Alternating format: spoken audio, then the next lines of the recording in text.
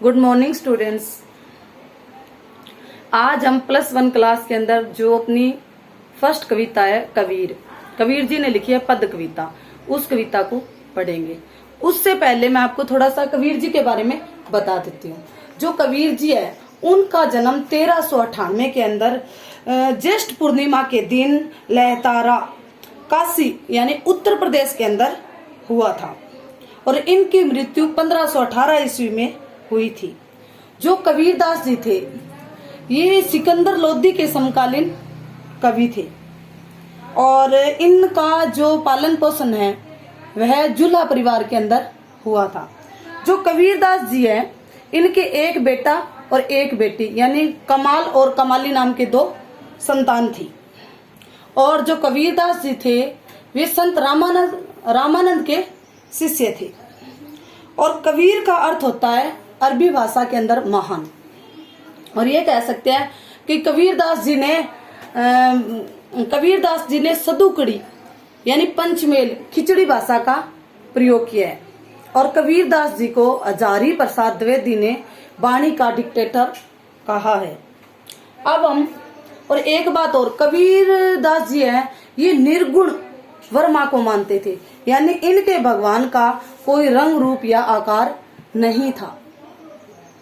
अब हम ये कविता पढ़ते हैं। हम तो एक एक करी जाना, 2 ही कहे 3 ही को, 2 जन जिन नाहिन पहचाना। कहने का मतलब है कि हम तो, कबीरदास जी कहते हैं कि हम तो एक ही हैं और एक ही परमात्मा को जानते हैं। कबीरदास जी निर्गुण भक्ति के कवि थे, उनके भगवान का कोई रंग रूप या आकार नहीं था। इसके लिए उन्होंने ये कहा है कि हम तो परमपिता परमात्मा ब्रह्मा और आत्मा परमात्मा को एक ही मानना है और एक ही परमात्मा है, एक ही ईश्वर है। 2 ही कहे 3 ही को, 2 जन यानी कि आप ये कह सकते हो कि जिन्हें आप वे जो इस संसार के अंदर भगवान के आत्मा परमात्मा को अलग मानता है। 2 जन यानी नरक में जाएगा जो भगवान को 2 रूपों में मानता है, जो आत्मा परमात्मा को अलग पहचानता है। या हम ये कह सकते हैं कि जो भगवान को अलग अलग रूपों में मानता है या आत्मा परमात्मा को अलग मानता है उसे ईश्वर के वास्तविक रूप का पता ही नहीं है या वो ईश्वर को पहचान ही नहीं पाया और इस संसार के कर्म कांड के अंदर फंसा हुआ है। तीसरी लाइन है, एक ही पवन एक ही पानी, एक ही ज्योति समाना, एक ही खाक घड़े सब भांडे, एक कोहरा साना। कहने को एक पवन यानी इस संसार में रहते हुए इस संसार के अंदर सभी को एक जैसी पवन यानी वायु हवा मिलती है और सभी को एक जैसा पानी मिलता है। एक ज्योति समाना यानी जो सूर्य है वो सभी को एक जैसा प्रकाश देता है, सभी को एक जैसा प्रकाश प्रदान करता है। या हम ये कह सकते हैं कि जो ईश्वर है, जो भगवान है, उसके दरबार में या उसके घर में, या हम ये कह सकते हैं कि संसार के अंदर सभी को हवा पानी और प्रकाश सबको एक जैसा मिलता है। उसी प्रकार परमात्मा भी सिर्फ एक ही है। इसमें एक उदाहरण भी है, एक ही खाक मिट्टी गाढ़े बढ़ना सब भांडे यानी बर्तन, एक कोरा कुम्हार सना माने मिलाना। जिस प्रकार कुम्हार मिट्टी को मल कर एक कर देता है यानी मिट्टी को बहुत सारी मिट्टी को इकट्ठा करके एक बना देता है और उसके बाद उस मिट्टी से कुम्हार है वो अलग अलग भांडे बना देता है, जैसे मटका, दिए, गमले, सुराही, अलग अलग चीजें बना देता है लेकिन मिट्टी तो एक ही है।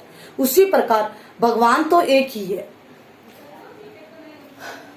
जैसे बाढ़ी काष्ट की ही काटे अग्नि न काटे कोई। कहने जैसे बढ़ई यानी जिस प्रकार बाढ़ी यानी बढ़ई, काष्ट यानी लकड़ी, जिस प्रकार लकड़ी को काटने वाला या बढ़ई जब लकड़ी काटता है तो लकड़ी में से अग्नि उत्पन्न होती है।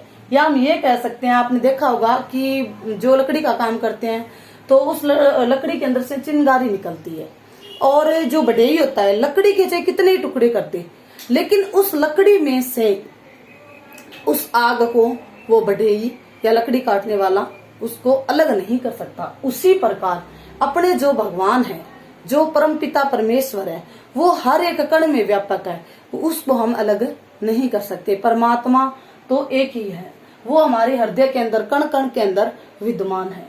ये कबीरदास जी ने कहना चाहा है। सब घटी अंतरी तू ही व्यापक धरे सब रूप सोई। कहने का मतलब सब घटी यानी सबके हृदय में, अंतरी यानी अंदर, यानी हर एक जगह पर तू ही व्यापक है परमपिता परमेश्वर। यानी ये कह सकते हैं कि परमात्मा है वो हर व्यक्ति के अंदर, हृदय के अंदर है, या हर एक कण कण के अंदर विद्यमान है, और उस स्वरूप को हम अलग नहीं कर सकते। भगवान तो हर जगह विद्यमान है।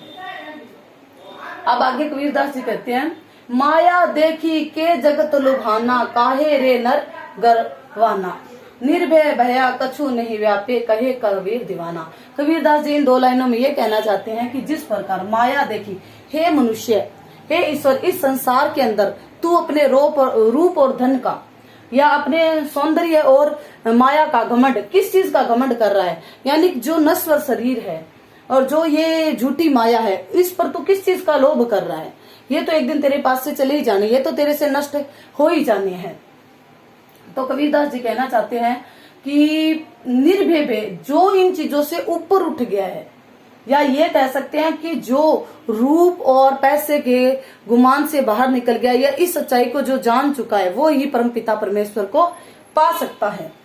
निर्भय भय कछु नहीं व्यापक, और इनके अंदर कुछ नहीं है, और वो जो इस वास्तविकता को पहचान गया है, वही परमपिता परमेश्वर को पा सकता है, या उसी के अंदर भगवान निवास करता है। ये थी अपनी कविता, जिसका एक भाग मैंने आज करवा दिया। ये कविता अपनी कंप्लीट हो गई। उम्मीद करूंगी आपको समझ आई होगी। धन्यवाद।